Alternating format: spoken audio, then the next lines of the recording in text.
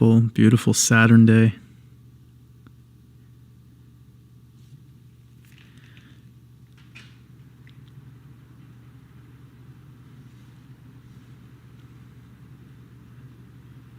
Gonna let some more people come in. We got about 200 people with us.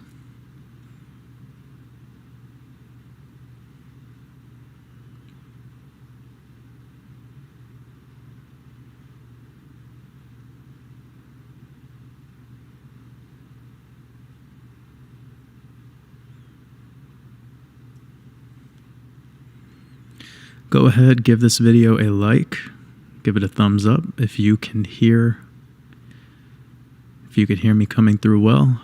Helps the algorithm. Don't comment a thumbs up in the chat.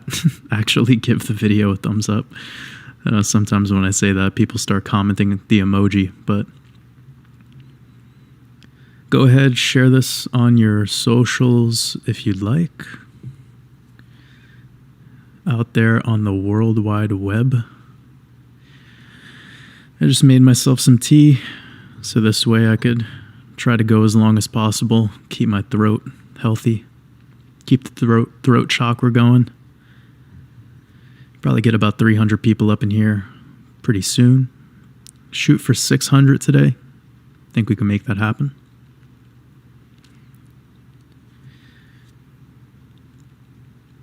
Oh yeah, today is the new moon. Yes. Perfect. Today is a new moon.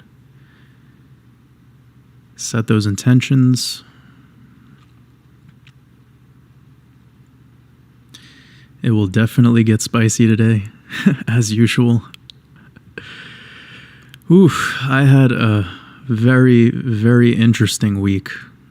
It's probably the most interviews, podcasts I've done in a single week since starting my channel. It was packed, schedule packed. Okay, we'll say hi to some people while we're getting this thing going. Phoenix Transcendence, appreciate you.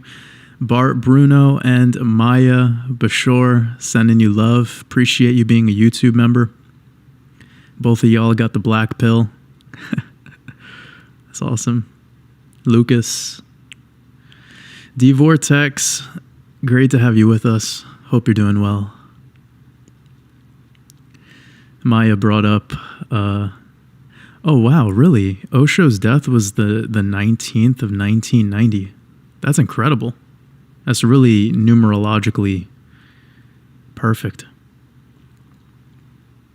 Yeah, I know this thumbnail today is going to trigger a lot of people, and whatever. It's kind of just the mood that I'm in. It's one of my favorite pictures. And I've told people many a time, go check out that documentary on Netflix if you can, called Wild Wild Country. And then after you're done formulating, well, before you judge it, don't judge it, just consume it, see how it resonates with you, and then go listen to some Osho lectures. Mind-blowing. Really interesting, the contrast between the way that Netflix documentary tried painting him and the following. And they did a really good job at merging the man and the following. So interesting, because if you pay attention to what he was saying, it was almost like the antithesis of a lot of what his following started to behave like, especially when Sheila took over. It's a very, very interesting story. But as you guys know, I'm a big proponent of only believing in yourself, and you resonate with everything else. And this is how you're able to extract what has value to you at this moment so that it could work towards fulfilling your purpose, as opposed to you being used as an instrument for somebody else's purpose, or you being used as an instrument to fulfill someone else's dream. And this has a lot to do with belief. We're going to talk about that a lot today.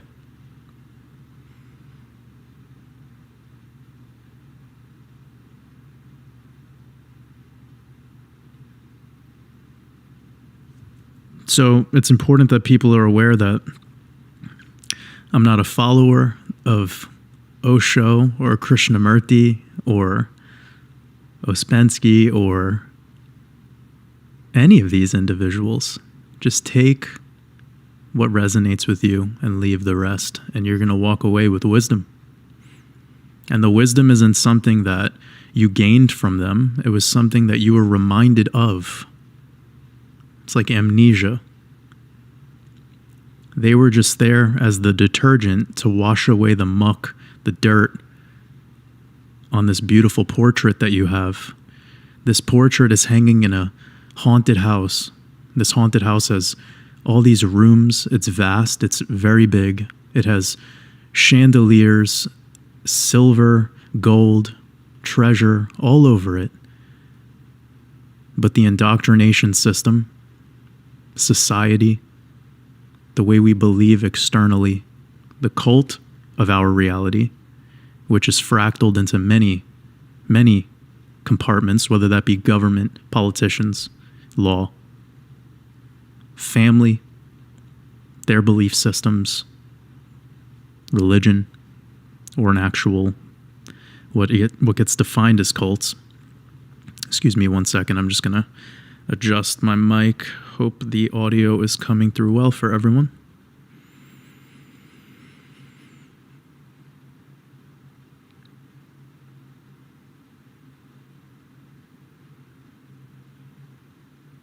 Okay, we got about 300 people with us. Carrie, much love over to Ireland. Also, I did a podcast yesterday with Le Reich, I believe is how I pronounce it, Le Reich Live, over on his Instagram, and it was also done on Zoom. I believe he shared it on one of their YouTube channels. I'll be sharing it probably tomorrow. I just had a lot of stuff that I needed to take care of to set this moment up so that I could do this live stream with everyone. I was very busy. But that podcast was awesome. It was great to connect. They're out in Romania, so shout out to the Romanian Wolfpack. I did not know that many people in Romania were following my work, but it seems to be a handful. A lot more than I anticipated, at least. So it's beautiful. Really, I'm so grateful. And it's an amazing thing, this internet thing, how it could be used as a tool. Most of us choose to use it as a weapon, but it doesn't need to be. It's an amazing thing that we could leverage on to communicate with everyone all around the world. And I hope that motivates people who want to share their truth with the world. You know, you might not think people resonate with you, but there's a lot of people on this planet. And it's a lot easier to use this internet thing to get your voice across the world. And no matter the language barrier or anything like that, there's going to be people that resonate with you. And that's what I'm learning. I'm learning that every single year. Every year, there's some person that reaches out to me from a place that I would have never imagined. And they tell me that they've been following these live streams, or they got one of my courses, they got the Expansion Mastermind, and they share their story with me, and it's just so beautiful. Even people in Africa. There's probably like 10 people from Ethiopia that have reached out to me. It's like, if you asked me 2.5, 3 years ago, if I would have imagined that, I would have been like, no. No way. No way. But boy, never cast lack upon yourself. Always operate in abundance.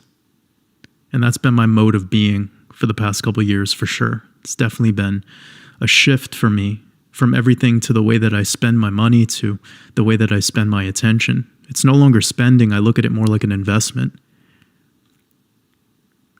And as investments go, there is a risk, but there's also that opportunity for return on that investment.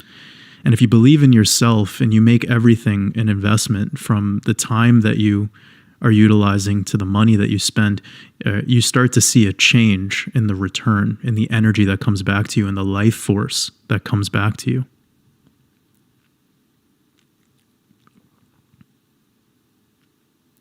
Much love to the UK. Robert Jones, I appreciate you.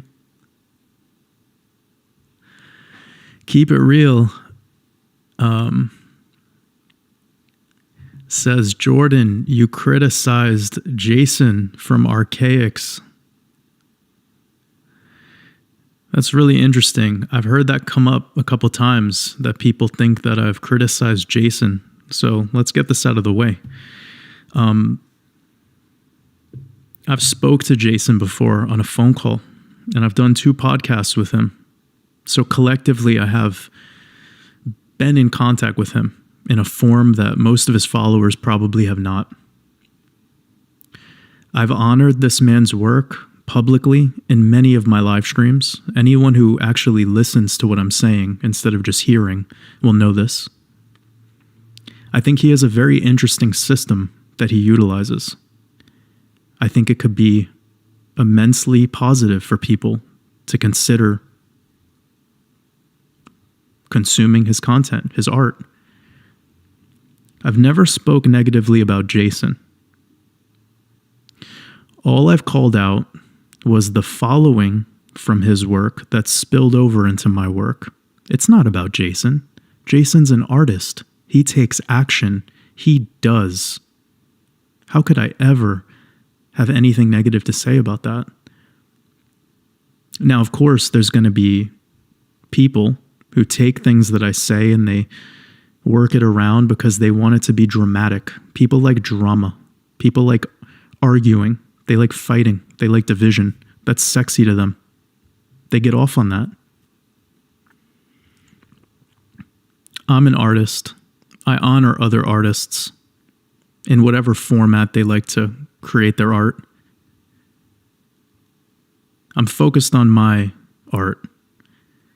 And I get a lot of people that have spilled over from our podcasts that we've done, which I appreciate the support and I appreciate having that opportunity on his platform. But they've wanted me to be like him. They've wanted me to agree with everything he says. And the issue here is I don't know his entire thesis. I haven't watched much of his content. I focus on what I create. That is what matters to me, because that is my purpose.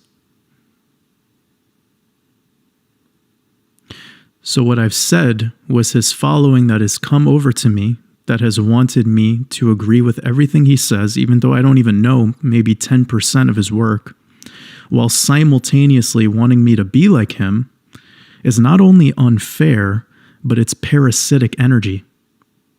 And that is what is cult-like. It's not Jason, it's the following. So let's be very, very clear here about the difference. Jason is serving his purpose. He's doing it exactly at this time for a reason. And if you've aligned with his work and you resonate with his work, then you found it for a reason. If you came to my work and you resonate with my work, then you found it for a reason. All I say is that you want to resonate with us. Stop believing in us. And I just want people to be safe, because I see this belief developing around these influencers, and it's going to harm you. They receive prana. I receive prana, and I'm okay with that. Whether you hate me or you love me, I'm the alchemist. I get to transmute it all. And I know how to do that. And maybe Jason does too. So he's riding that wave. But people need to wake up to who I really am. I'm not dramatic. I'm not about division.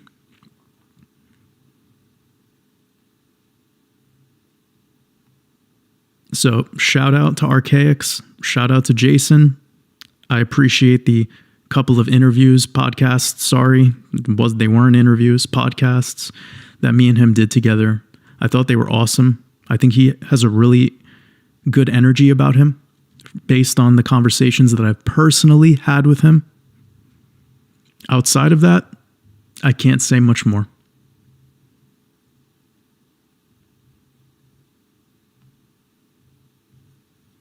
But I am quite aware that a bunch of his following have taken things that I've said and brought it over to him. Like dogs. Dogs bringing back rotten meat to their owner. And I believe Jason now has this idea in his head that things aren't cool between us. And that's interesting. Because I'm a man and I deal with shit like a man. So if I have a problem with somebody else and I need to address that, I'll talk to them directly.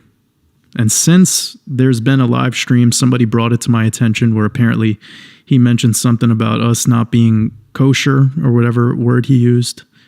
And it was because people were talking to him, sending him information. He wasn't talking to me. So the middleman is the following. And those are usually very dramatic people.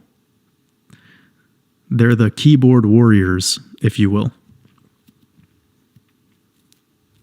And the reason those individuals act like that is because they themselves are not a leader. They believe in another leader, and they act as like a henchman to that leader. Again, nothing to do with him, has everything to do with the following. A real leader doesn't need to be protected by a bunch of drooling dogs waiting for master to come around and feed them with more information. So really all I try to do here with these lives and also with any communications that I have with people is to get them centered back in themselves, to have them believe in themselves so they can access their intuition instead of living a life, which is quite an existence, a mundane cycle of waiting and waiting and waiting for somebody that they are inspired by to provide them information. You're never going to grow in this world if you behave like that. You're going to continue to contract under the contract of that person. Anyways, let's move on.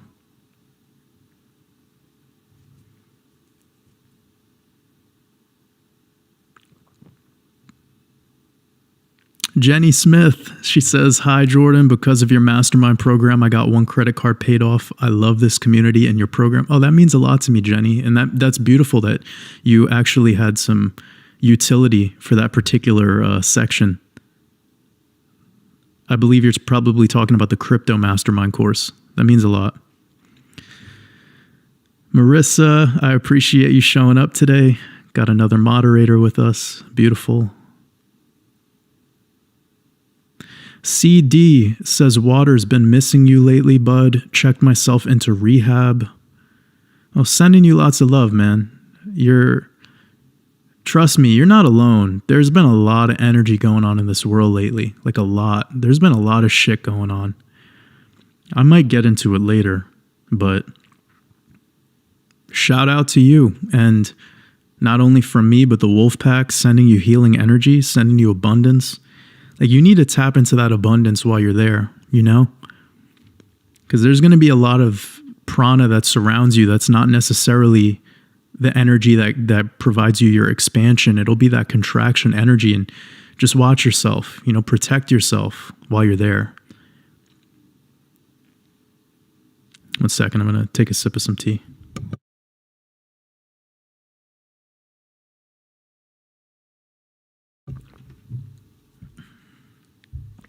Okay, we got about 400 people with us. Anna, Anushka, I appreciate you. Much love. Got Australia in the house. A's Creation. New Zealand in the house. Beautiful. Rebecca Carrington, I appreciate you showing up. I tuned into your new moon video that you made. It was really amazing. It was long, but I took notes. I learned a lot. I appreciate you putting that stuff out, man. It's awesome. And if any of you guys want to check out Rebecca's work, it's Red Queen Tarot. It's a new channel, but I think it's gonna blow up this year. She's really like, I could tell that it's dope because a lot of the nuances of information that I'll throw in with some of my work and some of the things that me and Logan speak about, she'll throw that stuff in.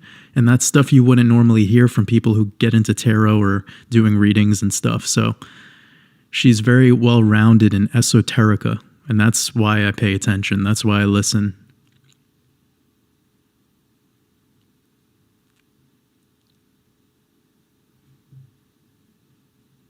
Paula Rose, appreciate you.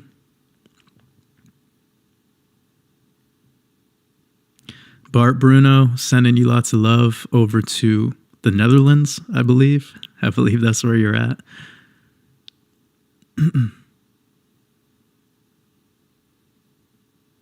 Sam La, appreciate you, brother.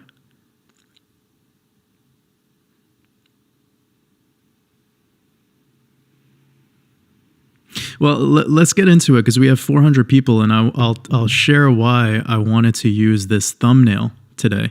This one, okay? Because the finger that she's holding up is the Saturn finger, and today is Saturnday. It is a Saturn day, and it is the 21st day of this year, and in Gematria, we have Saturn giving us 21. So very special to be kicking off the 21st day of the year with this 21 connection back to Saturn. Got this 89, which is the 24th prime number. There's definitely some connections there coming back to Jupiter. And we know in the mythology that Zeus or Jupiter overthrows his father Saturn. And the same thing goes for Saturn overthrowing his father, Uranus, or Silas, whether that be Greek or Roman mythology. And today being a new moon. So definitely something special there. And you could see new moon is giving you this 99. And remember what I just said before about Jupiter? We got that 99 and 36. So we got 9936 in English ordinal and full reduction, the same as new moon. 9936. We even got that 27 too, which is a match going back to another cipher, which is the Chaldean. I don't love to do that, but does kind of give you some more insights. And this new moon is definitely pivotal. Lots of energy, a lot of energy. It's noticeable. I know Mercury is stationed direct as of the 19th of January, I believe, the 18th into the 19th. And that energy will continue to go for a couple more weeks in the shadow. But there's just a lot. There's a lot happening. A lot of people in my life, personal life, people that are friends and family of mine have been reaching out to me lately, telling me, like, being very vulnerable with me, being very transparent. And that's become a new thing. And a lot of it has to do with me changing my energy with the way I communicate with people. And I talk about this a lot in my expansion group coaching that I do over on Patreon. It's a really small group, but we have these conversations quite often talking about communications and how to deal with people's energy. And remember, guys, a lot of you know about things that the average person doesn't have the consciousness. They don't have the bandwidth to accept or even question. You know, it's not really as much about accepting as it is allowing. And this makes it so that you might be the conspiracy theorist in your family, right? Ever since COVID, you might be considered one of those people that, you know, you're the one that's the tinfoil hat, even though you can prove without a shadow of a doubt what's going on and why it's going on and the ritual behind it. And the fact that most of this stuff is just a big energy harvesting experiment to get your prana from you. You know this, but they don't speak that language. We've talked about this idea of being a chameleon, and some people think that's me trying to say that you should be fake. Absolutely not.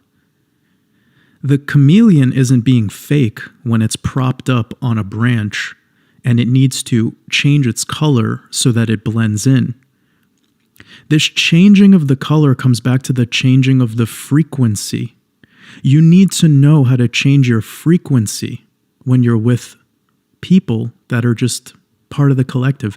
I don't want to call them NPCs. I don't want to belittle them, because what I learned is how to be more compassionate by dealing with the collective and not judging them.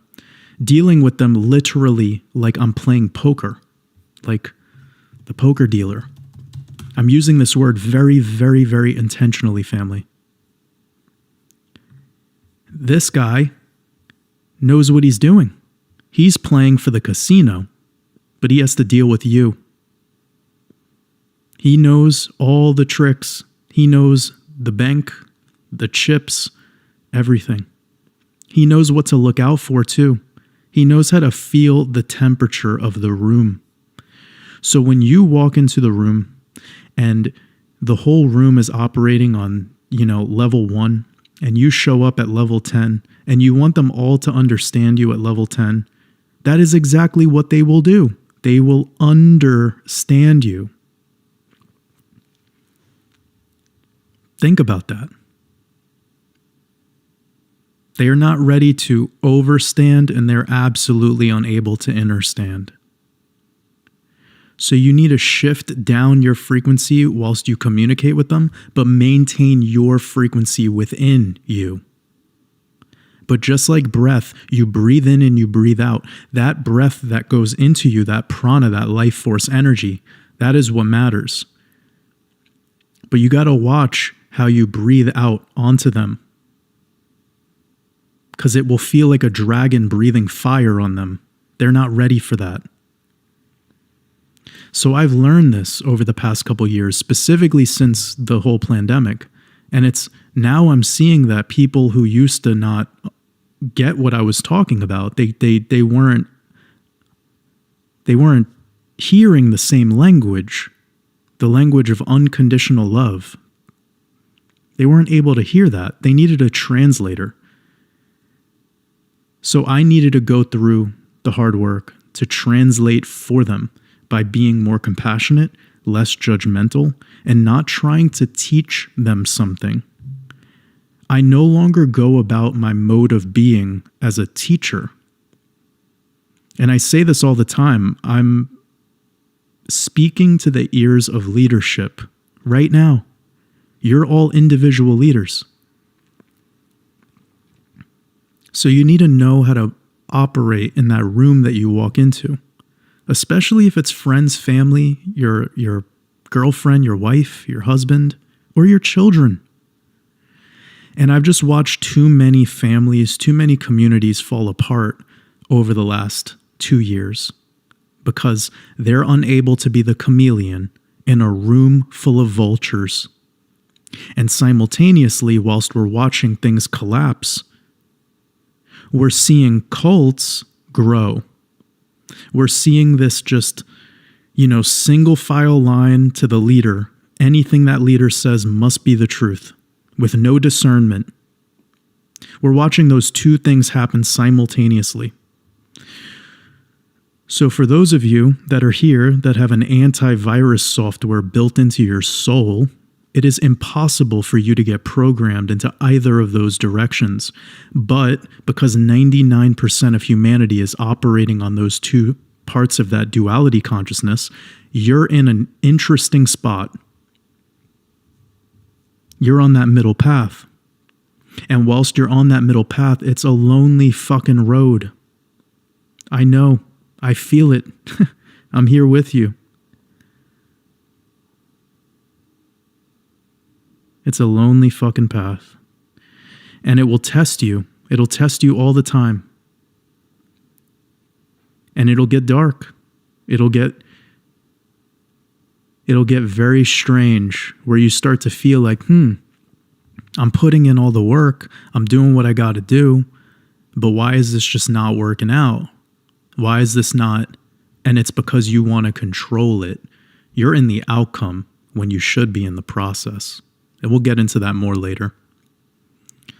Heck, I appreciate your super chat, sending you lots of love. You said Jordan's interview with Bearable Bull was a piece of art. I encourage everyone to watch it. Yeah, we just did Bearable Bull. Also, shout out to him. I've spoken with him personally, and then I got on an interview with him. He reached out to me to do an interview. As you probably are well aware, he has a very big channel. He has a very big following.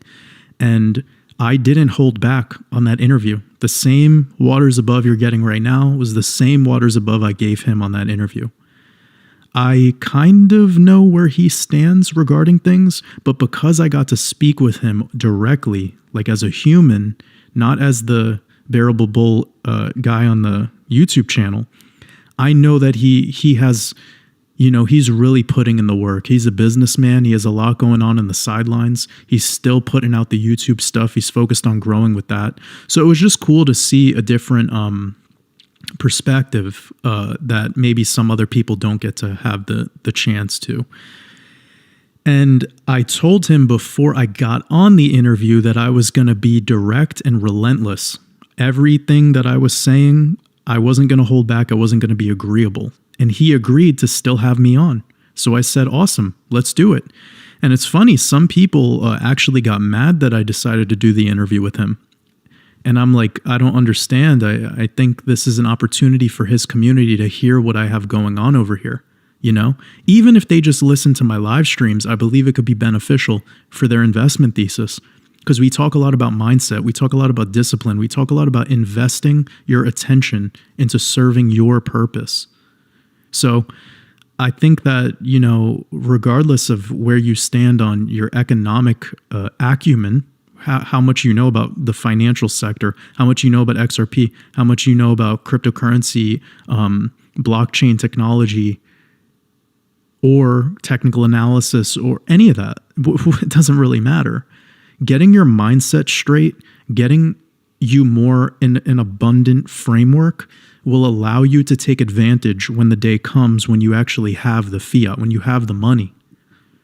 And that was something me and him talked about personally before we got on the interview. And I was feeling out his temperature, and he was super open-minded to having me communicate with him with 100% ruthless, genuine truth. So I respect him for that, man, because you know how many people don't want to talk to me because of the way I am? Like, they'll straight up say, like, I would love to have Waters on, but I heard what he said about this one thing, and they're all butthurt about it. Like children. Actually, no, I take that back. They're being like adults, because children don't even give a fuck. But it's just wild to me to have people that are like so addicted to their cult that they don't want to talk straight. They don't want to learn. They're offended. So I respect Bearable Bull because he wasn't offended. I thought that was really, that was something, because a lot of the bigger channels, I know they wouldn't want to have me on because of where I stand on a lot of this stuff. It's another big shout out to Coach JV over at 3T Warrior Academy, because I talked with him a couple years ago and it was the same thing. He called me up personally and I was very direct with him. I said, just letting you know, like, this is where I am. This is where I stand on this stuff. And he was like, great, I want to have you on. And then we did the interview. I was ruthless. And then he had me back on, and here we are today. I've done so many podcast with him. I've been on the Good Morning Crypto Show a bunch of times. So shout out to you guys, man. It's beautiful. You're open-minded. And it's not about me being right or wrong. It's not about the right and wrong. We're past that shit. When you become conscious, you're not worried about right and wrong or left and right or up and down. That's all bullshit. That's duality. We are focused on unity consciousness here. And I'm not talking about the hive mind. I'm talking about the ability to see your reflection in the all and be aware that your mind palace is what's designing the all.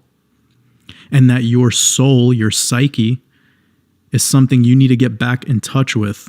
And you do that by moving from your mind to your heart. Whenever you're speaking, whenever you're visualizing, whenever you're manifesting, whenever, just as much as you possibly can. Tap into there. Tap into that heart chakra, because when you're there, you're not going to be in the judgment. You're not going to be that damaged ego that wants to control because of your pride. See, the issue is too many people have so much pride, and that's why they get offended. When you shed your pride, you stop being offended. See, success isn't for those who get offended. It doesn't exist. You can't become successful in this world if you're soft.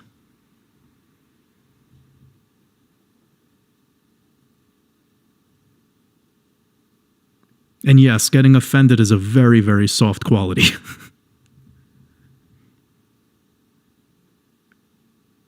Actually, let's add some utility to this.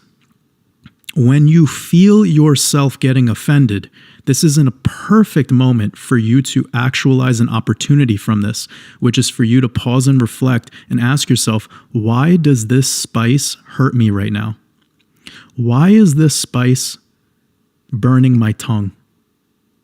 And why, when I taste this spice, I go over to the water and I want to just like douse out the flames? It's because you don't like being uncomfortable. And this fucking world doesn't have room for people who are always wanting to be comforted, always wanting to be coddled. You got through that stage in life. It was the first 10 years.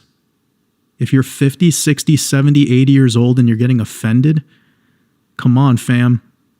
It's time to move on. The spice is there to help you grow. It's not that the spice is truth. Only you can decide that. It's that the uncomfortable moments are there so that you can grow. It's like working out. When you go to the gym, and let's just say you could only pick up a 20-pound barbell, right? I'm making this up. Let's just say you're doing a bicep curl and you could only pick up 20 pounds, and then you could do 5 reps. And then the next time you go into the gym, you notice like, oh damn, I'm a little sore, but I could do 7 reps now. And then you get to a point where in a month, now you're doing 15 reps and you're like, shit, this 20-pound weight is light. Then you go to 25 or 30 pounds, but you notice that every session, from the first session to the one where you advanced from 20 to 30 pounds, when you got sore the first time, it hurt the most, but now you're not as sore.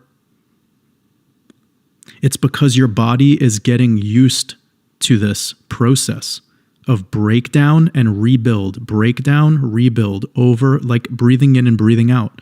It gets used to it. And I understand there's so many scientific components that we could discuss here, like DOMS, delayed onset muscle soreness. I'm not even going to go there. I just want to keep this super, super simple for you guys. Your expansion process is identical to like a muscle growing. And when you don't utilize that muscle, it atrophies. And the problem with always wanting to stay comfortable is it's like never moving your body. If you don't use it, you lose it. So that's why the beings that are always seeking truth or seeking the spice, their bandwidth of perception just continues to grow and grow and grow to the point where sometimes it becomes so lonely and so stressful. And with my work, what I've figured out, the thing that makes what I'm doing very unique, is that I've learned that we need utility for the things that we're absorbing, for this light that we absorb. You can't just keep storing more and more and more and more information. It's going to be like eating over and over and over again without taking a shit. You need to take a fucking break. And this is what happens to so-called truthers. They just absorb all this information, read all these books, and then they're like, oh, now I have all this information, but how do I use it? Or they get depressed, suicidal, or they're just unhappy with the current, things that are going on in their life. They lose the ability to walk in grace. So if there's any gift that I could give back to the enlightened individual, it's not more information. I don't want to give you more fucking information. I want you to just be able to utilize what you've always had and to be grateful for the things that are already in front of you. This is a big part of that wiping away the amnesia that we speak about. Because if you have all the information in the world, if you're a fucking high-level Freemason or whatever you think will make you, prosper, how do you feel, though? Do you feel blissed out? Or do you feel anxiety and depression? This sense of, you're being surrounded by so-called zombies? And it gets the best of you. So who's really winning in this scenario? Is it you, the one who's read all the books? Or is it your next door neighbor who's mowing the lawn with a smile on his face because in 5 minutes he's about to play catch with his son? And then he's going to walk over into the kitchen and kiss his wife and have a conversation with her. He's the one who's alive. You, with all this information, you're dead inside until you learn how to use it. So it's a blessing and a curse, right? This whole enlightenment thing, this whole waking up thing, it's like waking up to a fucking horror movie. Then what you need to do is turn that horror movie into a comedy. It goes from tragedy to comedy. And those are the most beautiful moments in your life. The most beautiful moment in your life is the moment of creation, or the moment where you laughed so hard that you started crying. Or the other way around, you cried so hard that you started laughing. Those are the moments you'll never forget.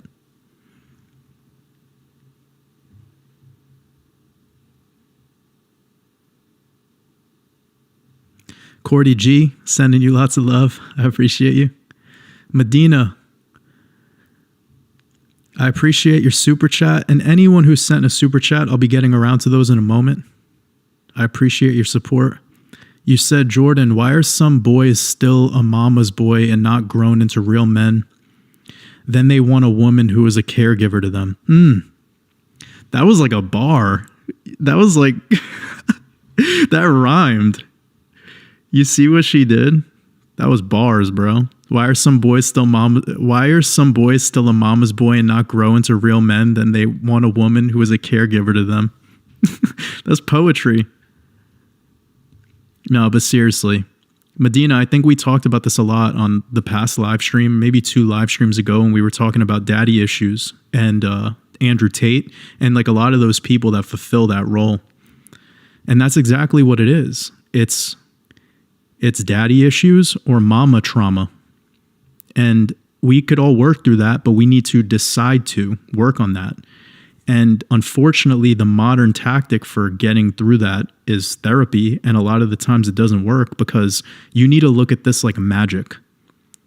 And if the individual who's so-called the therapist they're just transactional. It's all transactional. You hire them and then they listen to you and then that's pretty much it. And what's odd is some people feel more willing to share their secrets with the therapist and not even their own families. So the mechanism to break through this is we all need to start being more vulnerable. The more vulnerable you are, the vulnerability leads to transparency. That's the true honesty, and that's what will lead to unconditional love. So we need to work at being vulnerable. And this is what's preventing boys from becoming men, is they take all of their feelings and they just shove it into their stomach, into their gut, and that's where it stays. And they've been taught to do this by the indoctrination system and by what we call society. So I never like to blame society or blame the indoctrination system. It always comes down to the individual. But of course, Medina, if the man is going through this, then he's naturally going to desire the opposing polarity from his woman. This is going to be cyclical, and this is probably going to lead to some issues that are unresolved in the development of the relationship. So this is just like when you feel like you're lacking something, you'll start to naturally desire it. When you're thirsty, you'll want water. When you're hungry, you'll want food. So when your ego is damaged, it needs more prana. It needs to receive more prana because the ego being damaged, it's leaking the prana out. We've discussed this idea like a gas tank.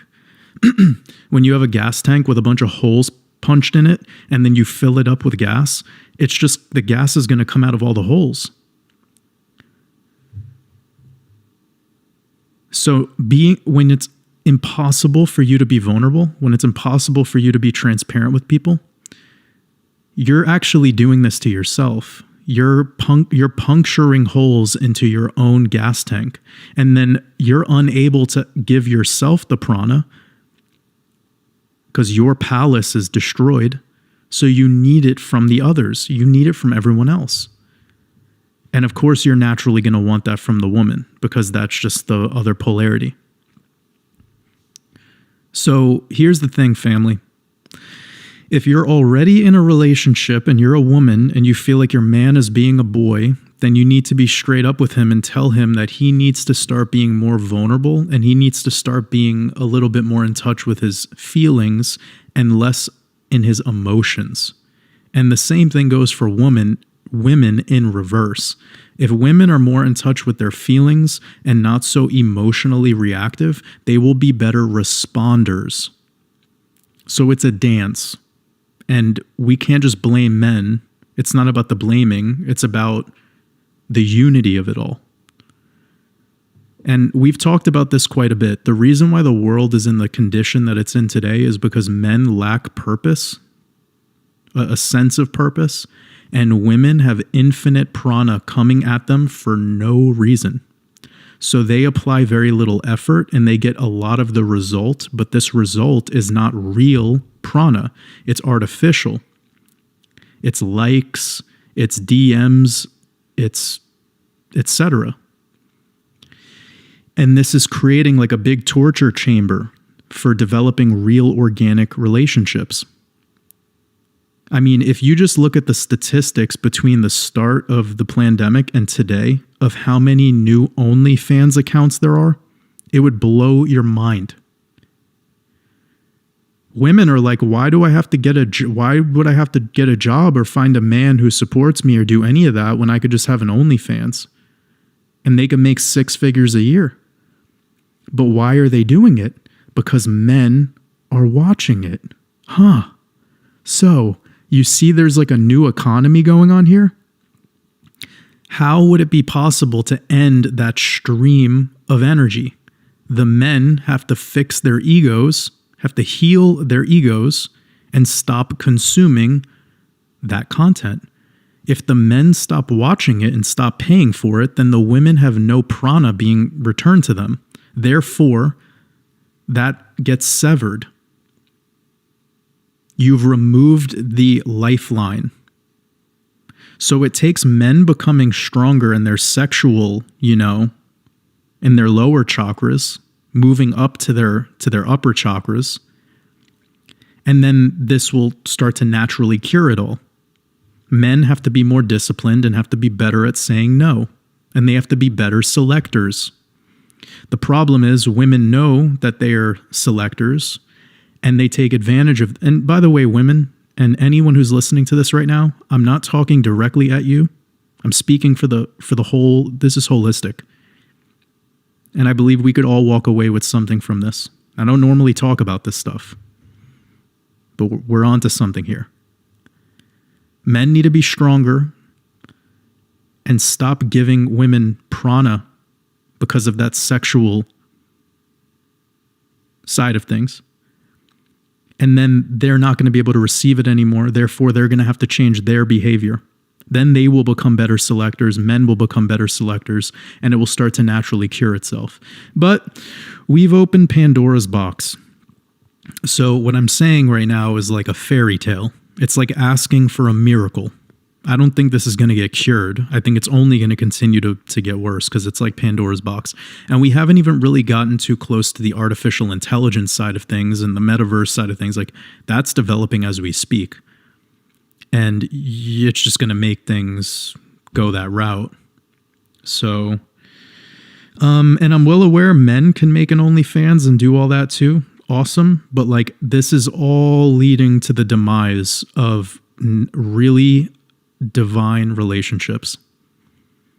And both men and women, by doing this for 8 hours a day, 6 hours a day, you're essentially desensitizing yourself from real sex. So have fun. Like, no matter how it gets chopped up, because I've heard women that are like, well, it's the job that I'm able to get. It's like, okay, then do it. But this shows me that we don't actually care about ourselves or about our relationships. All we care about is money. And when you fix your ego, you'll start to change the way you have a relationship with money. And you'll start to protect your essence. It like breaks my heart to see that women are doing this to themselves with these OnlyFans and all this porn and shit. Because it's like, you're goddesses, bro. You're literally goddesses. Like, what are you doing? Wake up. And on the same side, men have to wake up too. But it's like a carrot being dangled in front of your face. So what do? You know, and again, with the internet, it's just too accessible. It's Pandora's box. So the whole thing comes back to essentially everyone just needs to become better selectors. Be very conscious of who you select. And that, I believe, will fix a lot of things for you on the individual level.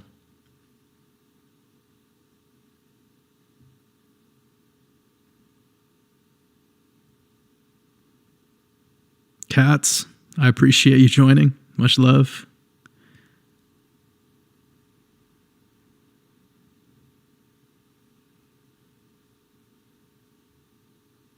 D-Vortex, I appreciate you.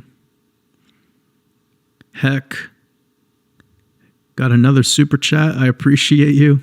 Grateful. You said, what are effective strategies to set healthy boundaries with other individuals?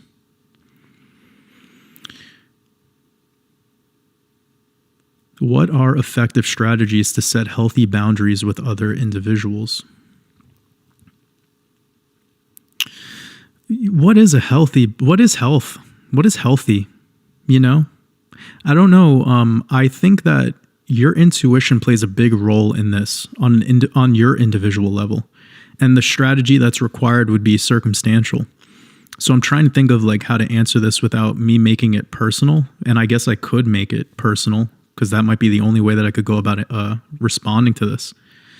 What are effective strategies to set healthy boundaries with other individuals? Well, the first thing is, don't be a yes man. Start saying no to shit. And this comes back to you checking in with your own personal value. You need to ask yourself, like, you need to set your value. And when you start to take an inventory of the people that you keep close to you in life, whether that be 5 people, 10 people, 20 people, the people that you keep closest in your life, you really need to like go back to the drawing board and question what their value is to you.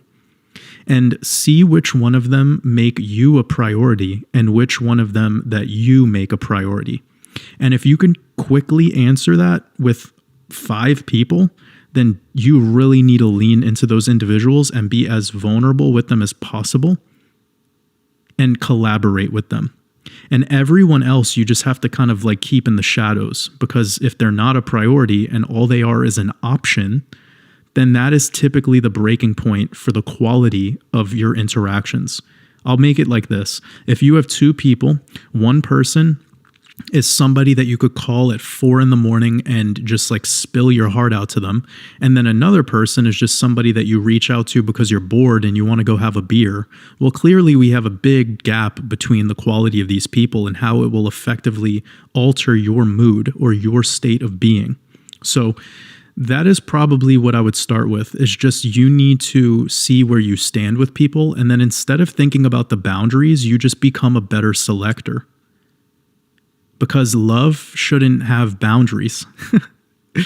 Like pure love is just a process of allowing. And if you start to see people infiltrate you, like infiltrate that and use you, well, your intuition kicks in and it tells you to disregard this person's existence. You know, they don't matter to you as much as maybe your ego was making them matter. So I'm not here to say that I think it's bad to have a drinking buddy. But if you find yourself asking questions like the one you just asked, then you should probably question who are the drinking buddies in your life. And maybe start treating them a little bit differently when you hang out with them.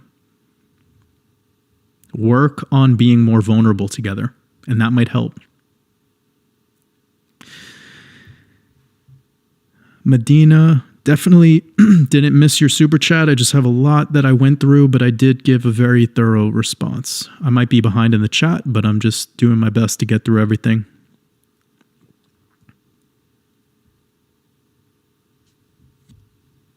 One second.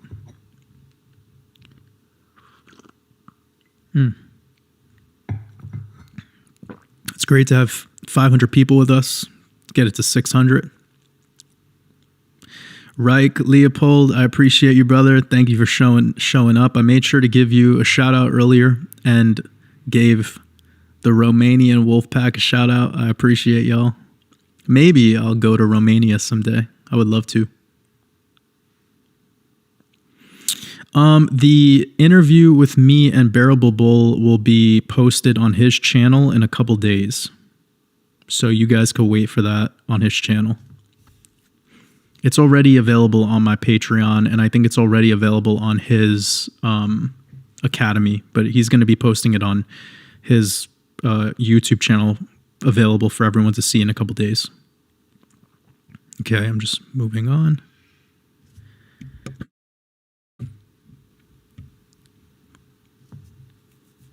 B-Goat, I appreciate you. Lola Blondo, sending you lots of love over to Scotland. It's great to have you here. Sonic, I hope you're doing well. Sending you lots of love. Bobby, I appreciate the 51K subs. Yeah, we'll get to 60K probably pretty quickly. I think during the year we could do some damage here. Could get a lot of interviews and podcasts going out. It just requires people to not be so afraid of what I'll say, because that is real. Like, I'll be super, super real with you guys, okay? I'll tell you two things that I don't really talk about publicly.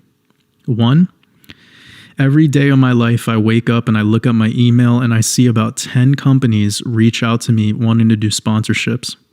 Every single day, at least 10. And they're all genuine accounts. They're all directly from the company's websites. And I know what the emails look like. I know what a legit email looks like compared to a fake one. It's how we learn how to not get scammed, right?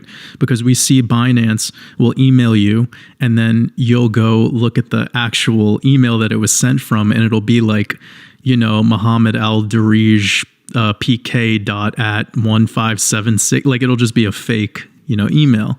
But I'm getting legit emails every single day. Bybit reached out to me for sponsorships. I block every single one of them.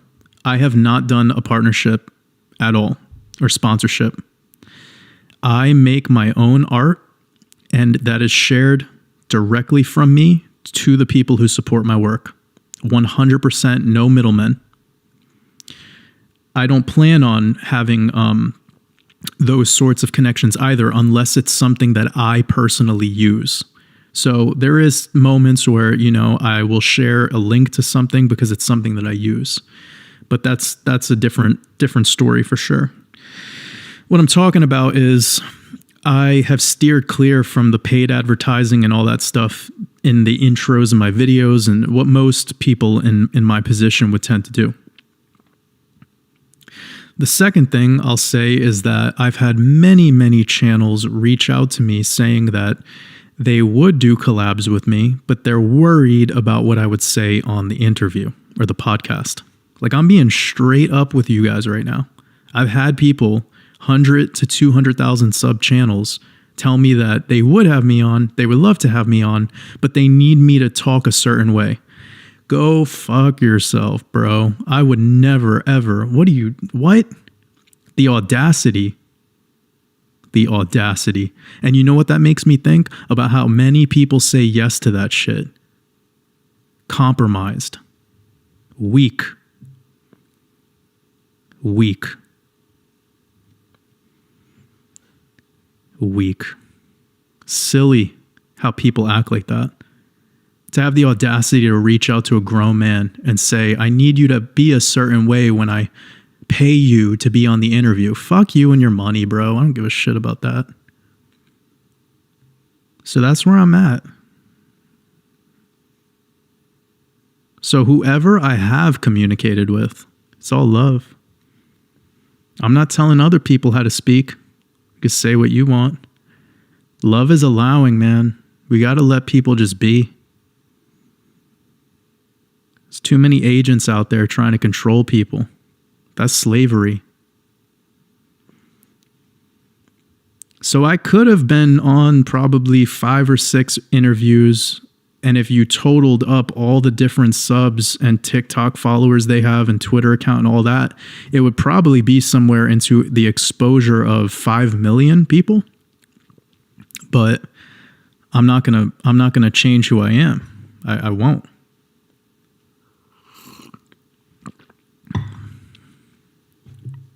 I really just do not care. So there it is.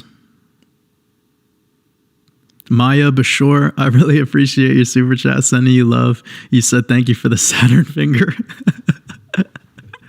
Yep, 100%. 100%.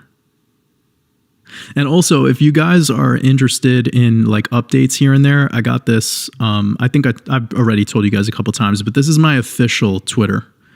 I was not going to make it, but I just had way too many people copying my account and trying to scam people. And some people were effectively scammed by a fake account. So this is my legit one. It's WatersAbove. That's my official. And I will be sharing updates here and there of stuff that I don't have the time to put out in videos or anything like that. So feel free to follow that if you like.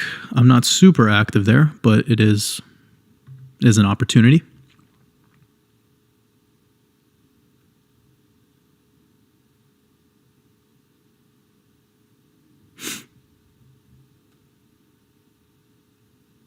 Ouroboros said, yes, great interview with the bull. He seemed to genuinely appreciate your insights on all things. Yeah, he did. He really, like, by the end of that interview, I think Bearable Bull really did get a lot out of the communication. And he was super honest straight up in the front too. He was like, I don't believe in gematria. And I was like, awesome. Let's, he wasn't holding back either. Some people might think that that's ignorant, but like, it doesn't matter to me. At the end of the day, like, it's up to you on an individual level to see what you resonate with. I'm not here to change somebody's mind. That was really what was nice about that interview is none of us went into that with trying to change each other's perspective. He's doing his own thing. He's creating his own art. I'm doing my own thing. I'm creating my art. It's all love. Decode your reality. I hope you're doing well. He said sugar and spice and everything nice. I appreciate you.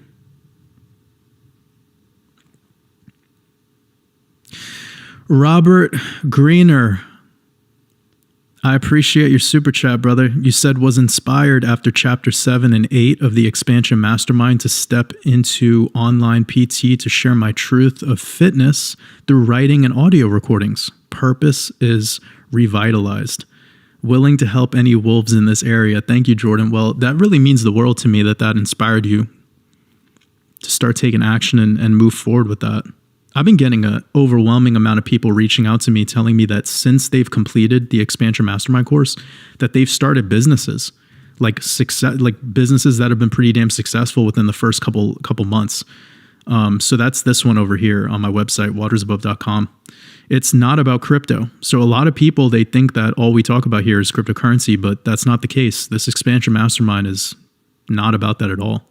And whenever we do talk about finances, we talk about it from a very, conscious perspective, much more on the spiritual side of things.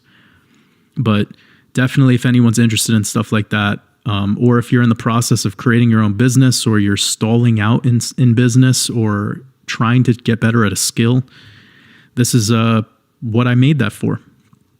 So I appreciate you, Robert, and that really means the world to me that you've had some utility with it. Much love.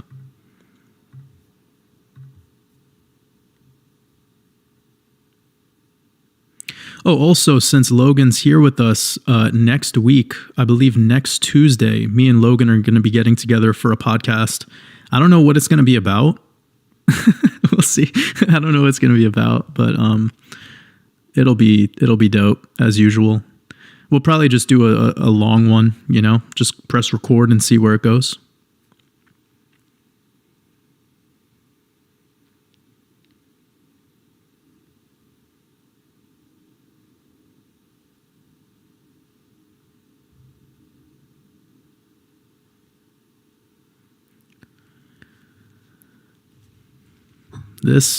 This Irish breakfast tea is so good. Ian, I appreciate you showing up, brother. You said people will follow their therapists into a burning building. That's funny, man. You know, it is what it is. Like, I think we all need somebody to talk with. We do. We all need somebody to talk to, man. But my thing is, like, why are we going out to get therapists when we have families and friends? Like, wouldn't you rather get more comfortable being vulnerable with them? Those are the real ones. Like, people who still have their mom and dad in their life, like, no matter what shit you went through, if you have access to them, like, this is your time to be vulnerable with those people. If you're older and you have children and your relationship with your children isn't going so well, and they don't feel like they could be transparent with you, then this is your time to push it in that direction. Like, make it what you need it to be. Be the magician. Like, your children could be your therapist. If you think I'm wrong, then you just don't know yet. Like, kids are pure, man. But we should work up to the point where every friend, every hike we go on, every mountain we stare at is our therapist. For real. Like, when you're able to create art and you feel like that's your sense of meditation or therapy, then you've done it. But we still need people to talk with. And that's why it's beautiful to collaborate with people. For real. It's really beautiful to be able to collaborate with other human beings. And the way we do it, where it feels like a dance instead of a sword fight, is by both parties feeling comfortable with each other to be vulnerable.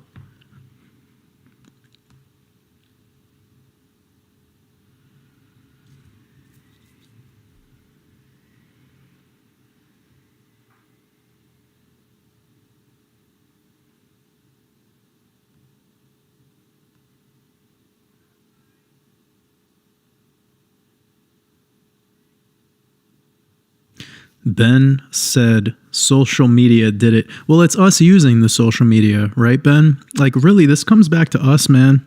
It always does. It always comes back to self. We always want to blame, like, the internet, or we want to blame Twitter, or we want to, it's just like, it's not TikTok that's the problem. It's the humans who use it and interact with it. We decided to have a closer relationship with TikTok than we have with our own fucking friends and family. It's not TikTok's fault.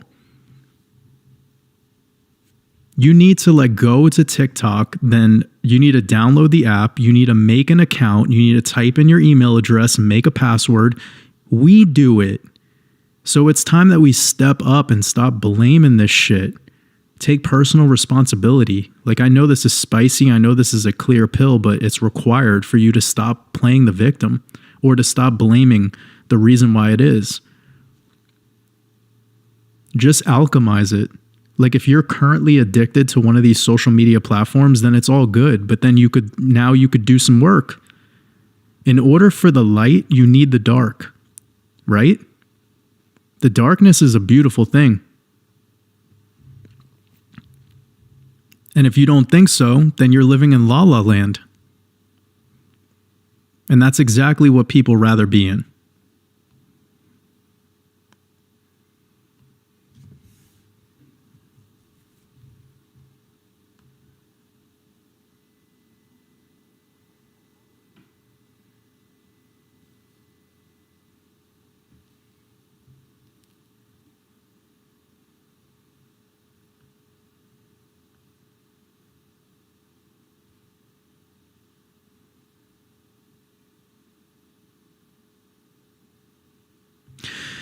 Wow. Patriot Eagle.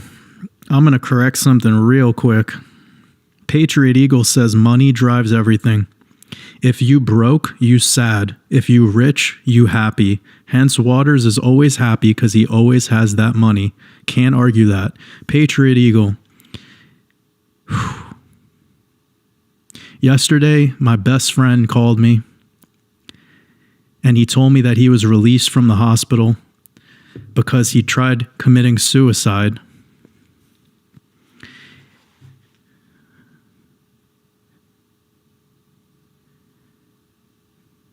You think I'm happy?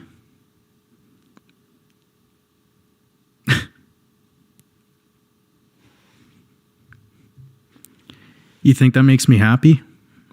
Because could I buy? If he didn't, if he almost died. What could my money have done then? Tell me.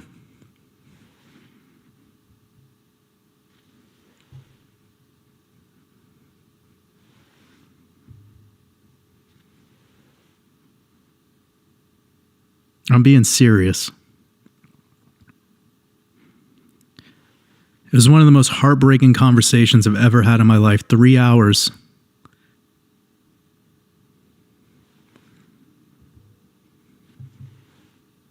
It fucked me up for a whole day. Like, I'm still like, if I didn't do this live stream, I wasn't thinking about it until you just said that. But then you said that and I was just like, wow. Money only solves money problems. And how I got to where I am today is by taking action. But it was a sacrifice. And what I've learned over the last couple years, and by the way, everything that I've ever accomplished was because I believed in myself. There was never happiness on the other side. Because what makes me happy is not the stuff that makes most people happy. If you get happy because you have money, then you're going to be sad without it. And that's not my reality.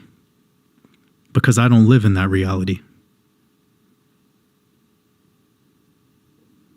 I really value the humans that are in my life, the people that are in my life. That means everything to me. And that's why I do what I do. That's why I say the things that I say, and I don't focus on the crypto charts with all of my work, because there's more to life.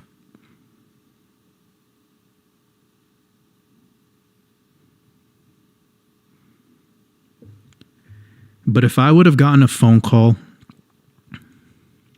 from my friend's daughter telling me that he passed away, then I would have looked back into my phone at the time between my last conversation with him and that moment, and I would have been, all I would have thought about is the fact that I had all those chances to talk with him. I had all those chances to ask him a question, to see what he was going through.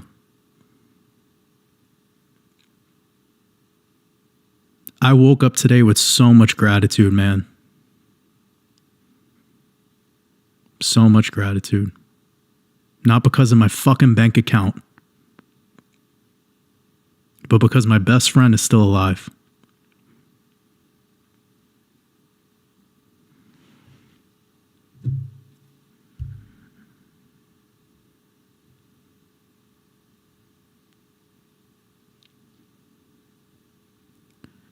Okay, we're gonna move on. Rising Jake, I appreciate you, sending you love.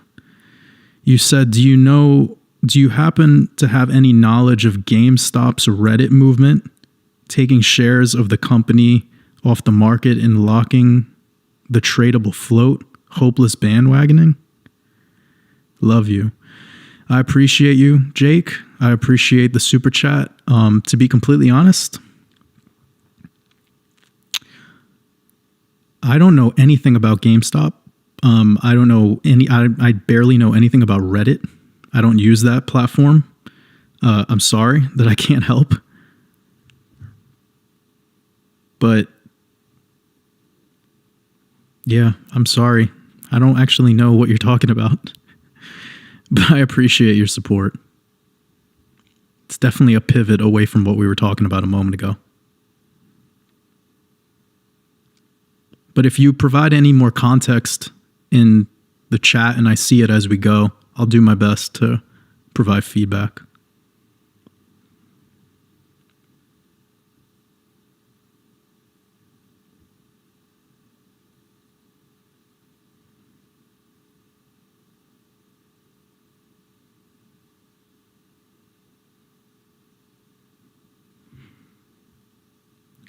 Asmaro sending you love over the Netherlands.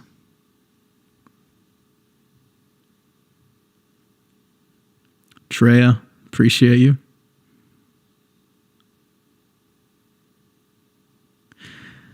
That means a lot to me, Rebecca. I appreciate you. Sending love. It would be wild with this channel having 100,000 subs.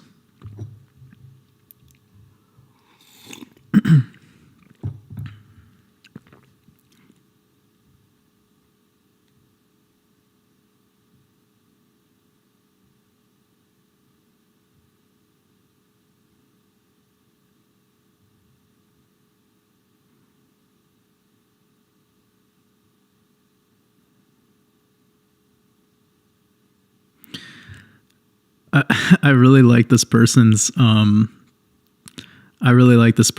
YouTube handle. It's called I Stubbed My Crypto. And it's just a picture of Peter Griffin. Because I love Family Guy. I love that part in Family Guy where they hit their shin and then they're like, it's so funny.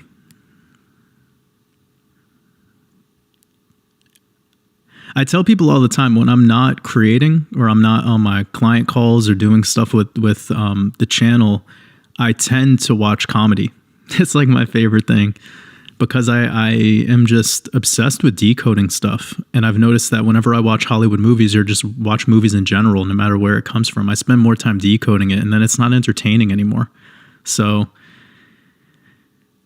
well, of course, there are movies that are just so damn good that, like, I would say my favorite ones lately are the two by Ari Aster, the Hereditary and Midsummer. Those were so captivating that I didn't even care to decode them. I was just like lost in the cinematography and the art of it. But love the love like taking a step back and watching some Family Guy and laughing. Such a silly show.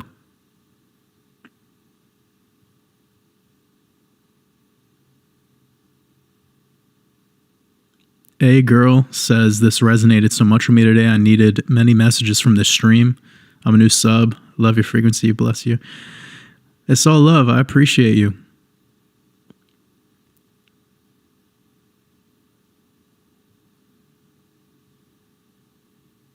John Scooch. I don't know how to say your name. No, I will definitely check out your stuff, brother, for sure. I will, though, for sure. I have a lot going on behind the scenes. Been really working hard on a lot of projects, and I've been just getting overloaded with podcasts and interviews lately. So, not that I'm against that. I'm really, on that vibe right now because it's great to have the platform. But I will, for sure. Happy to be Judith, sending you lots of love. I appreciate you. Hope you're doing amazing.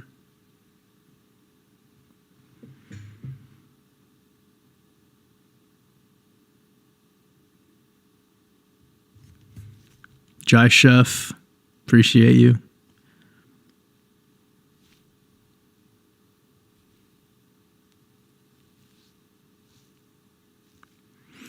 I'm seeing all these watermelon emojis, and it's funny because I'm going to have watermelon after this podcast. Sorry, after this live stream. It'll be my first meal of the day. I've been doing the like one meal a day thing, not because I promote it, but it's been the vibe.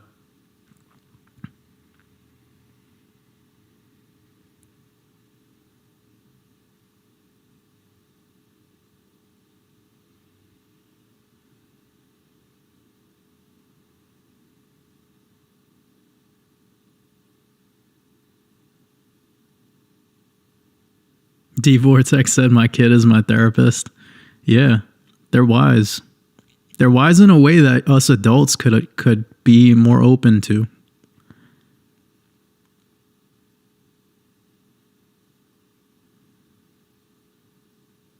Oh, Rebecca said, some people are too afraid of their parents' judgments, even as adult children, or they fear the feedback will be biased. Agreed. Families should be bonded with love instead of trauma.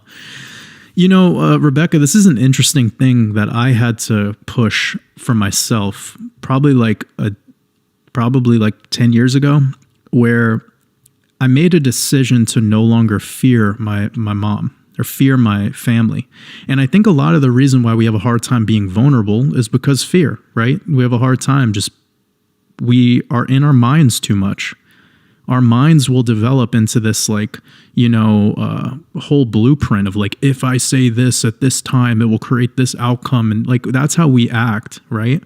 So me and my mom have gotten so close over specifically like the last 5 years. And that isn't the case with a lot of people with how our relationship is, where we feel like very able to discuss stuff without any filter.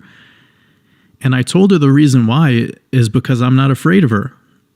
And that was like shocking for her to hear, because she's like, what do you mean? Of course you wouldn't be afraid of me. I'm your mom. And I'm like, yeah, but look around you. There's people that are afraid of their mothers and fathers until their deathbed. And it's sad. It's sad to watch. And they're not calculating it the way that what I'm trying to say here is that I'm not afraid in any capacity. So I have this like, what do I have to lose mentality that I go into a lot of things of life with. I do a lot of my action based in what do I have to lose, as if there is no risk. And I just don't feel the need to be cautious with somebody who's this close with me. I don't ever want to feel like I'm walking on eggshells with people. So I feel like it's better to just live your life speaking directly and being as transparent as possible with what you're feeling, what you're channeling, and not using the mind as much to calculate. I get that it does it. It's like involuntary for sure. But it's the caution and the idea that there's risk. And those two things are going to make you not genuine. That's not an authentic self. So just completely removing the fear, you go into things as if there's nothing to lose, because there is no game. If there's nothing to lose and there's also nothing to win, then it's unconditional love. If you feel like you have to risk something, or you feel like there's risk, or you feel like there's something to win or lose, like there's an argument I'm going to win, there's a debate I'm going to win, we all do it. We'll sit in our shower and we'll think about the thing that we're going to tell our wife, and we know how she's going to respond before we even say it to her. And like, that is like kind of psychopathic that we do that, because that's not real. That's a game that you're playing in your mind. And it's hard for a lot of people to admit that they do this. And I know they do it. We all do it. That's what the mind is there for. It's there to play in yesterday and worry about tomorrow. And the thing here is, you can't work with yesterday and you can't work with tomorrow. You can only work with this present moment. So just allowing it to be what it is by being fearless, and remove that risk, and you're going to start to see that you could be a lot more vulnerable than you thought you could. And fuck, if something goes wrong, if it goes bad, then learn from it. There are no mistakes. The only mistake that actually is you not doing, you not taking action. That's the only mistake, is you being too careful.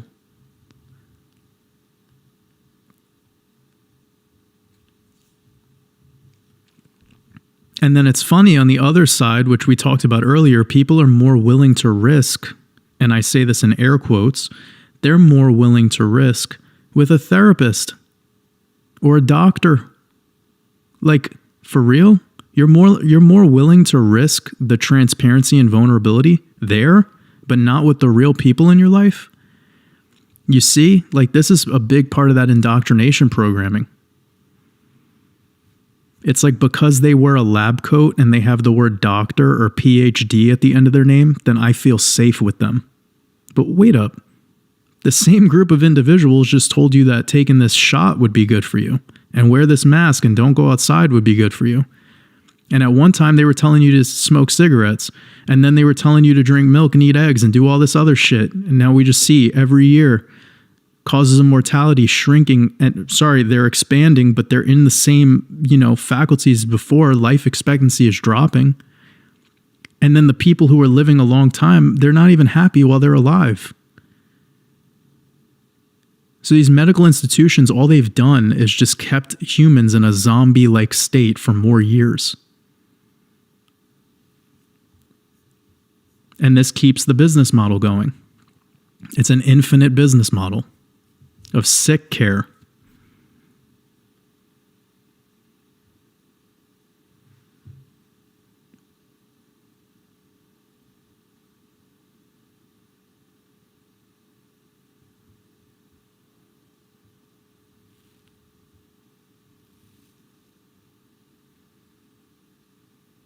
Lolo Blondo said, loving your expansion mastermind course. I'm almost finished, and then I'm going to listen to it all over again. I'm super grateful for your wisdom and gnosis. Amazing. That means a lot to me. I think it's important when going through that one to take notes in a journal, like I say, and do those tasks, and then revisit a lot of that journal work that you've done in the prior chapters, and you're going to see the development over time. Like, you're going to see how you've broken through some limiting beliefs as you've gone through it.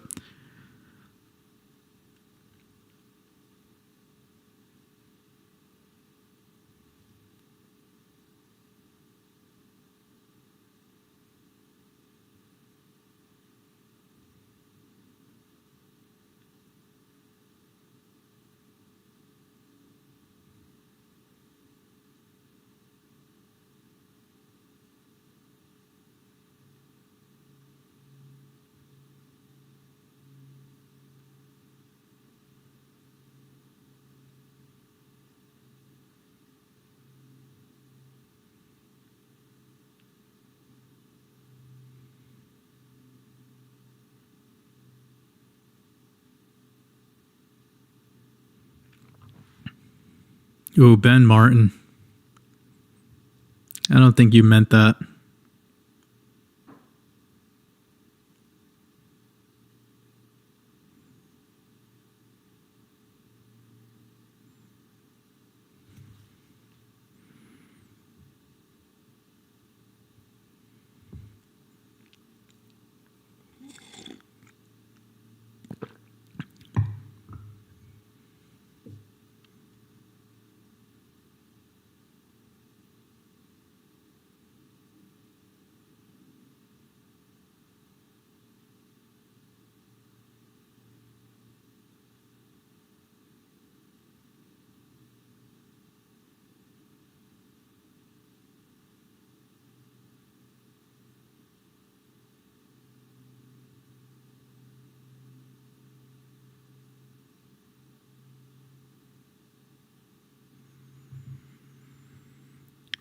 Got 450 people. I appreciate every single one of you. Spread some love in the chat.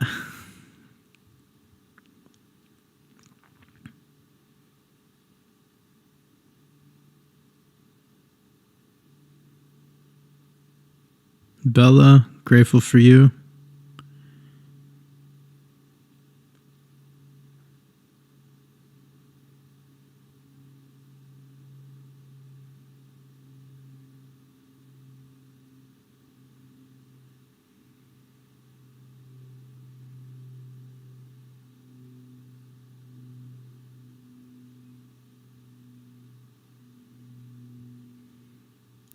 Juan on Juan podcast. I appreciate you for showing up, brother. I'm excited for us to connect in early February. Me and him will be doing another podcast, and you guys should go check out Juan on Juan's channel. He's in the chat, and I did a podcast that I joined in with him and Donut Factory, and then did another one. Came in a little bit late, but those are over on his channel. And me and him are going to be connecting soon. just for a one-on-one podcast. So I'm literally a one-on-one podcast with a Waters Above and one-on-one. So I'm stoked to do that. Cordy G, it's all love.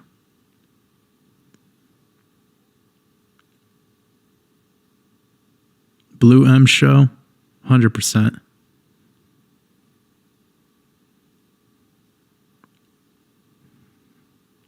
Magali, I hope I said your name right. Love you too.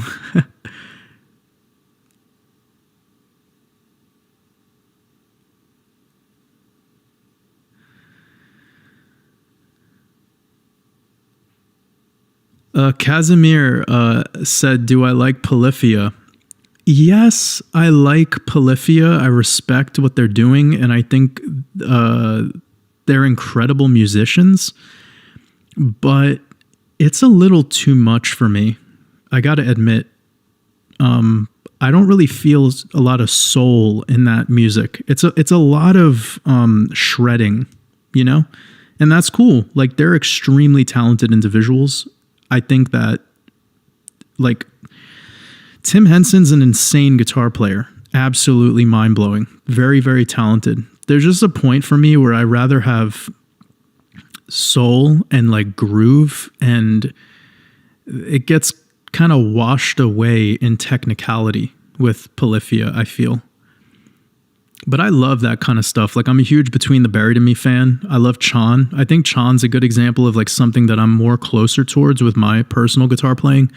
I love Animals as Leaders. They're all incredible. I really have to find the tracks that vibe with me, and some of it's just a little too technical.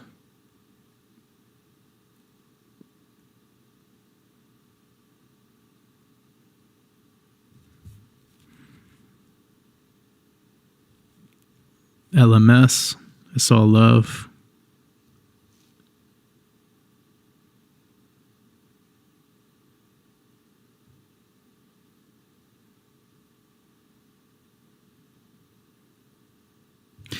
Oh man, Patriot Eagle, like, I'm sorry, but like, it's just because you don't know.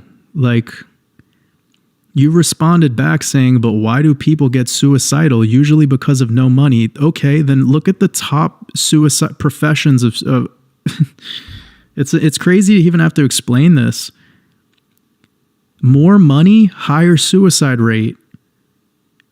Dentists, doctors, psychiatrists, therapists, you look at who makes the most money in the world career-wise. There's your fucking suicide. There's your drug addiction. It's the fucking obsession with money that's making people be suicidal. It's a lack-based way of living.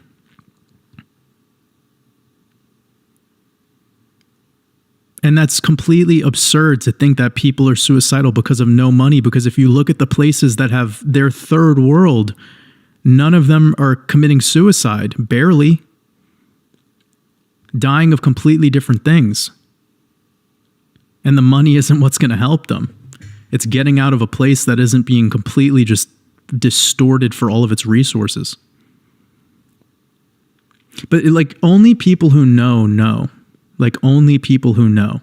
Like, I have access to people that have tens of millions of dollars that I've spoke to, and they all are sharing the same problem, which is, I wish I cared more about the people that were in my life before I made this money. I wish as I got this money, I didn't use it the way that I did. I wish I invested it in things that made me capable of developing better relationships with people. The reason people are suicidal is because their relationships aren't working out. That is why.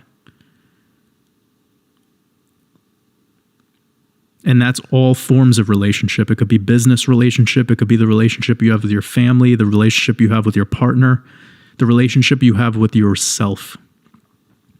That's why people are suicidal. The reason people are depressed is because they want to control something that they cannot control. Once they lose that control, then they start feeling these feelings, and it takes over them. It becomes them on a cellular level.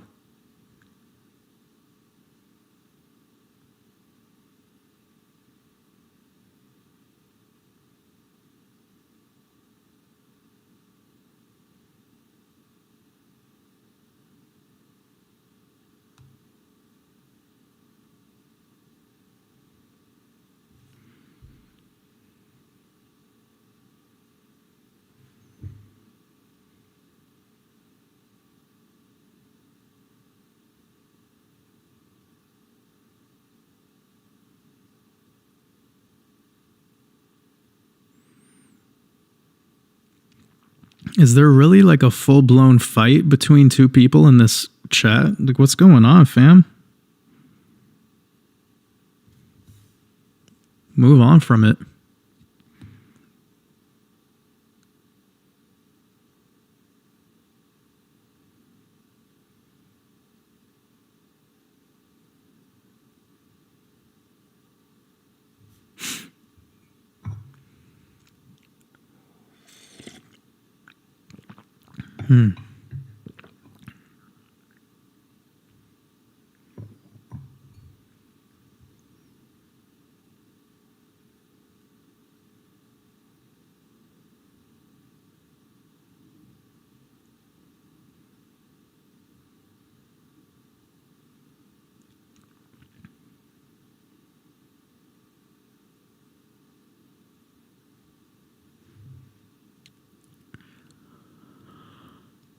Okay.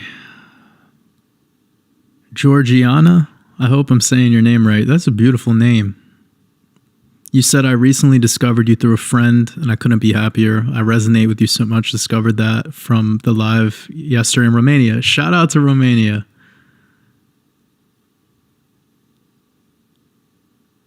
It's all love.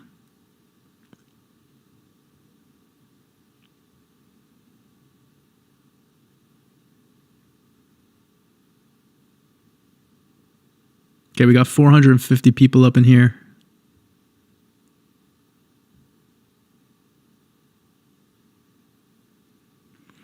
Magali. Nice. Magali. What country are you from? I've never seen that name before. Ian said, not gonna lie, watching this visual in the chat back and forth is making me dizzy.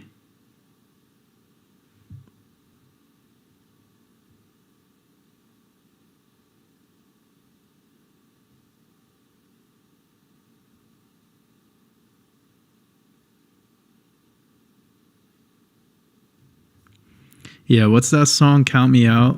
I know we've gone through this before, but there's a lyric that's just in this.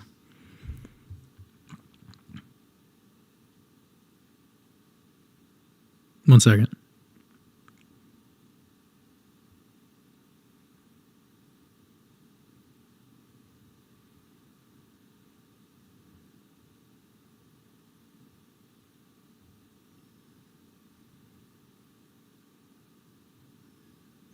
Yeah, it's right here. He said, let me tell you about a woman that I know that's my baby. I know karma like to follow us strong. I know millionaires that feel alone. Anytime I couldn't find God, I could still find myself through a song. Many find their life in a phone. Like, a lot of these feelings that humans are going through right now is because they're struggling with their internet persona, their internet avatar, and their actual identity that they have in their first person, and it's creating this split. It's like a split between your real self physically and your internet presence. And not many people are good at working through that. Like, before I did this Waters Above thing, I was already prepared. My soul was prepared to do this. That's why this doesn't weaken me. Doing this, it makes me stronger. I know how to work with this prana. But this is a tough life for a lot of people with this whole internet game that's been introduced quite recently. So this line right there, many find they life in a phone, is facts. But this other line, I know millionaires that feel alone, facts.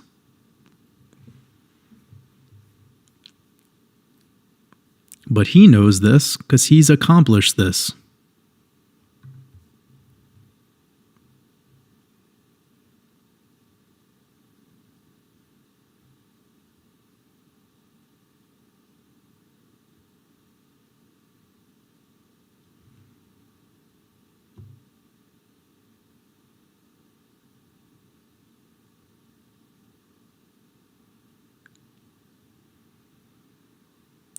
Wealth has nothing to do with your bank account. Wealth is a mental state.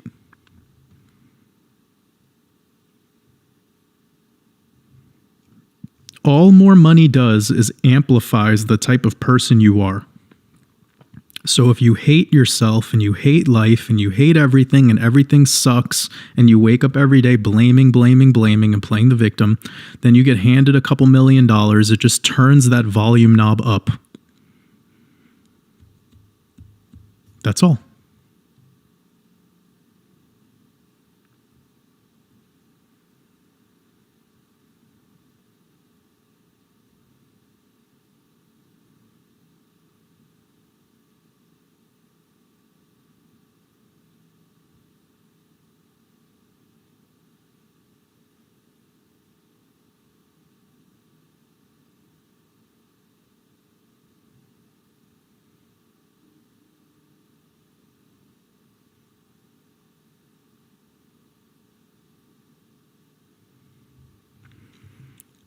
Nice. I pronounced Georgiana's name correctly.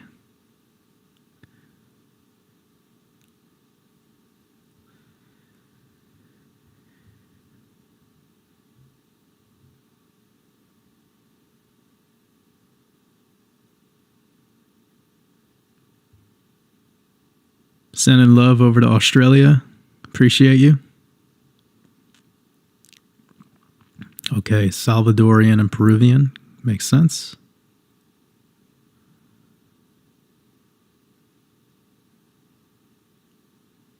Julian, sending you love. I appreciate you.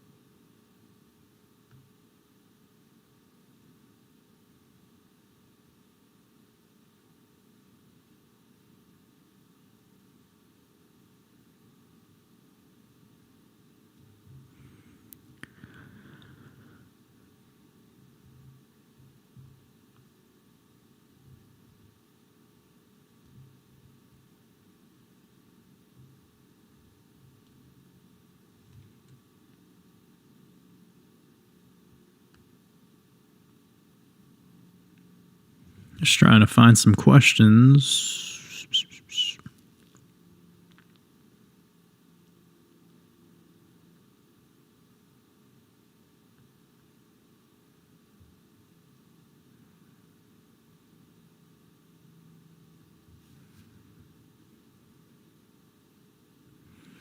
David Wallachok, sending you love, brother. Appreciate you.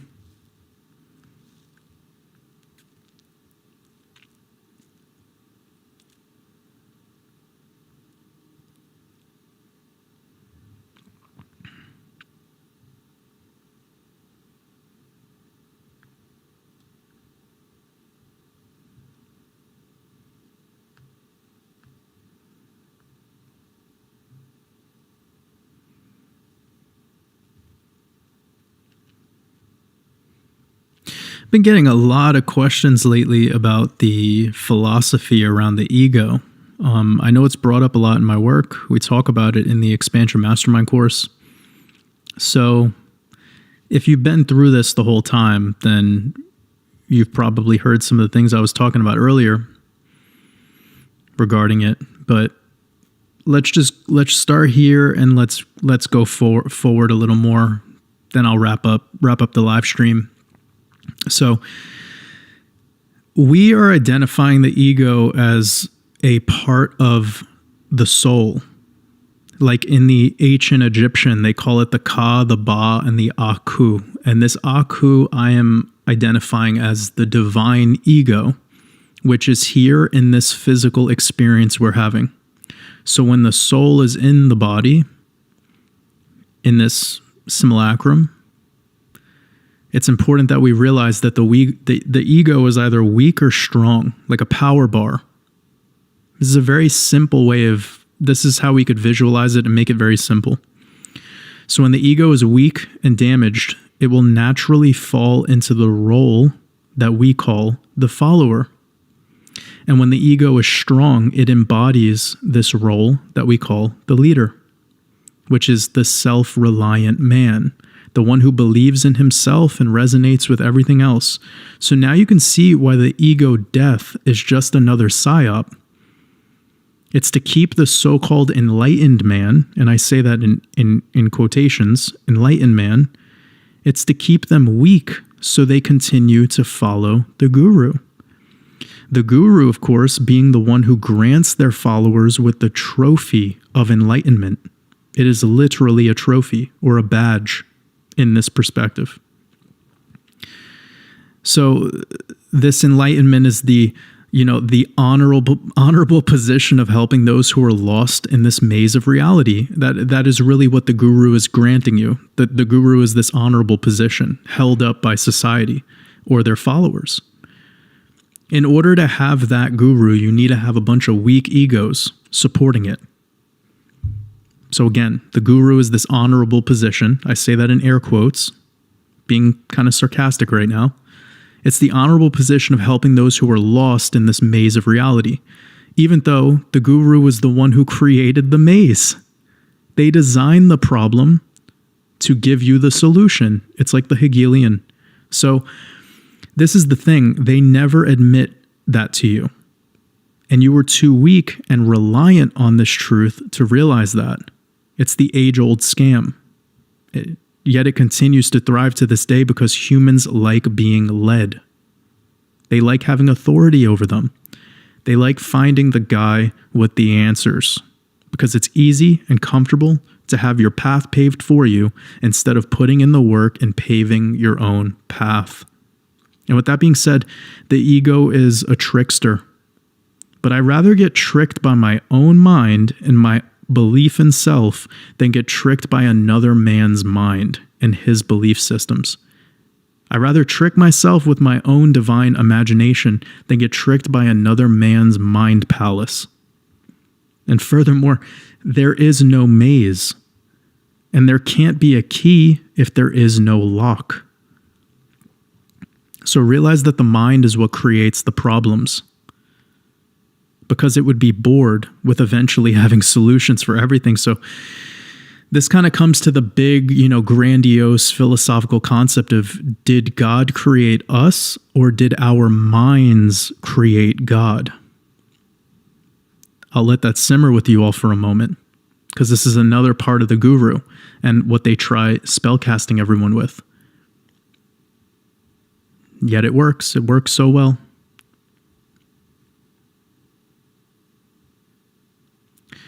The self-reliant man, the conscious man, doesn't need a God. The conscious man doesn't need a book. The conscious man creates the book. And the conscious man is aware that if he wants a solution for every problem, that it would be his mind that would create God. And this kind of just it provides a foundation of what's happening here, of why the ego is so crucial and why we are told to it's demonized, and it's demonized for a reason. Because it's there to control. And once you realize what it actually is, you can start to honor it, you could start to work with it, you could start to heal it. And then you regain access to your intuition instead of being malleable to someone else's belief systems. And this is why in religion and in school and in cults and all of this stuff, you know, they demonize the ego because they don't want you to have access to your intuition. They want you to be obedient. The conscious man is not obedient.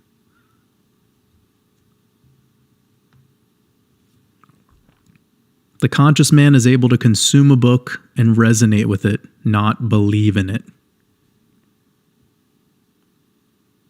You develop your own strength and belief in self based on how you resonate with the external.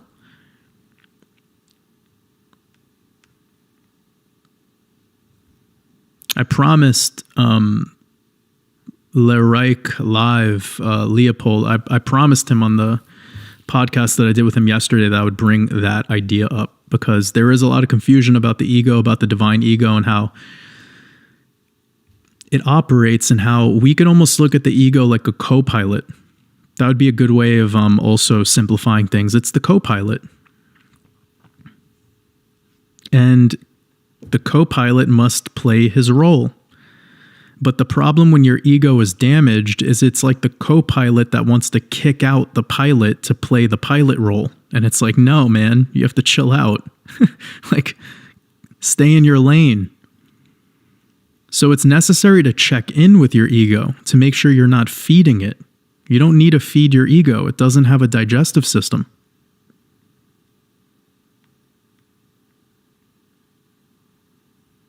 But if you honor it and you stop acting in pride, you're going to be able to see how your intuition starts to reconnect back with you on a level that's very, very deep and very personal.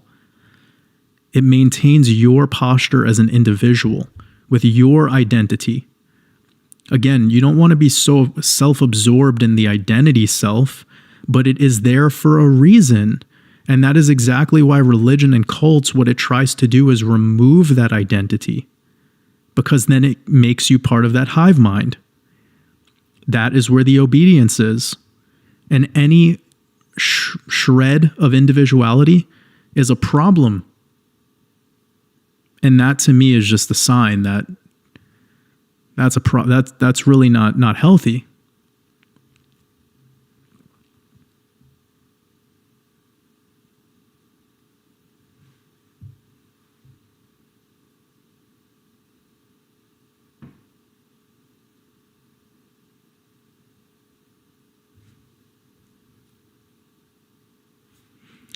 James asked, what do you put in your tea?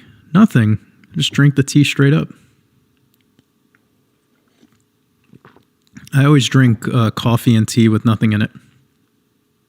I want to enjoy the actual coffee or enjoy the actual tea. If you need to add milk or sugar to your coffee or anything like that, then it's probably not the best coffee. And another thing is, most people, when they brew tea, they brew it totally wrong. They're using, the water is way too hot that they use. They're steeping the tea for way too long. If people want to have better tea, go learn about Gung Fu tea ceremonies. That's where you'll learn about how to make really, really amazing, sweet, like naturally sweet tea. It doesn't need any sugar.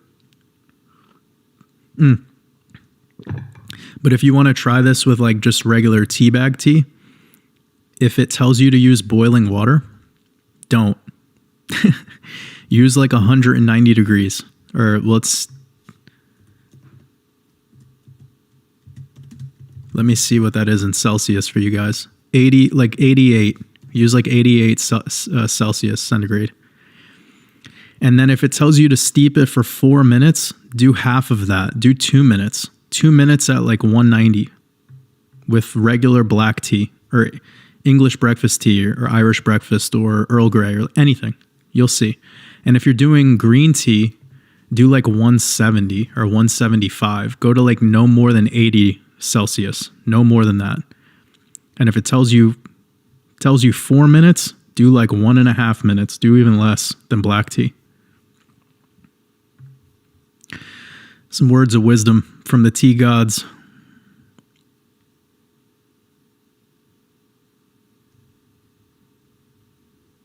Bridget, I appreciate you. It's all love.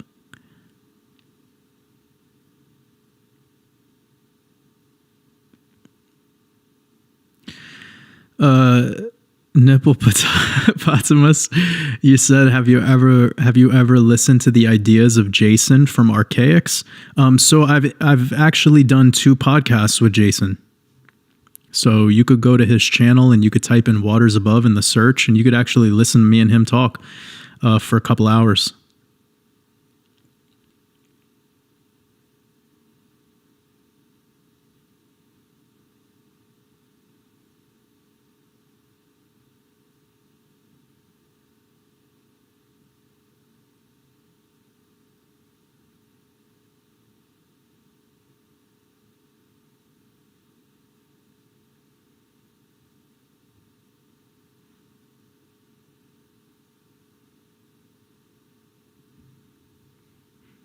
Timber, I really appreciate your super chat. That really means a lot. That's very generous of you. You said, "Hey man, thanks for all you do. Just got on here, but I was curious, what was your thoughts on the interview with Bearable Bull? Also, do you ever have any plans to come to Cali?" I don't know. I think like if I was to go back to California, it would probably be to go to like a national park, probably like Yosemite.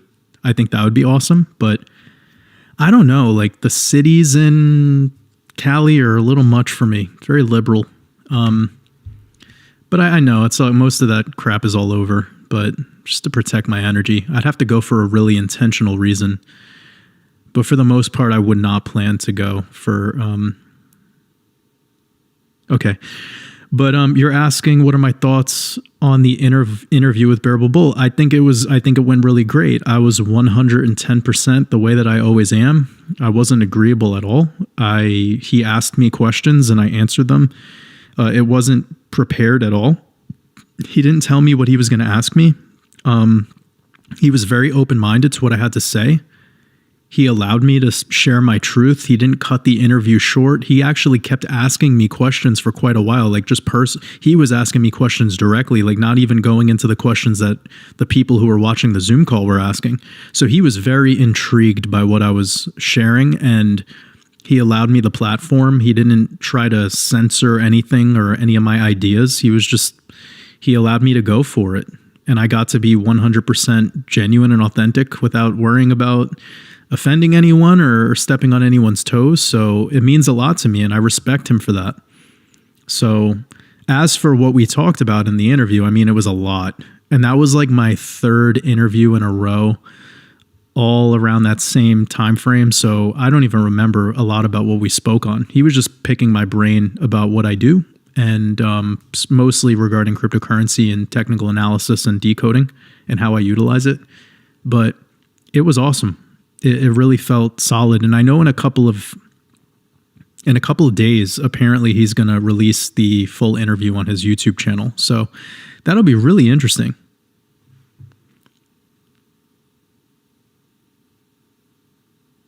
That'll be really interesting to see how the public responds to that.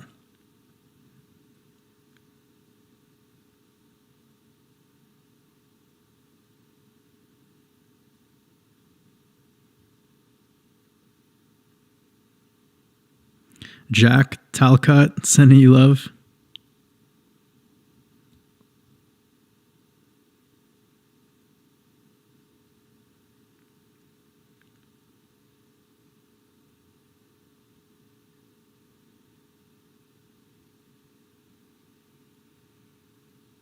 Callan said, been listening to you for the last year with my girlfriend Lorena. Shout out to Lorena.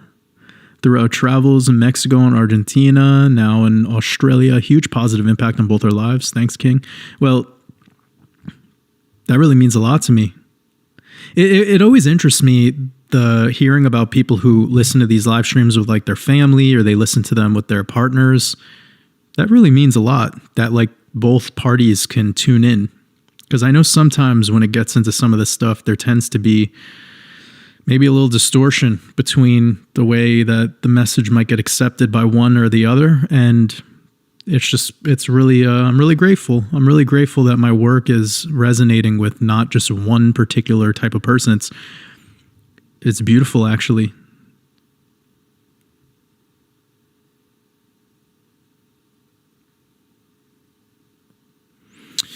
Question about reaching out to me via email. I just want to be completely honest, guys. Like, I am very, very busy with stuff, so I try to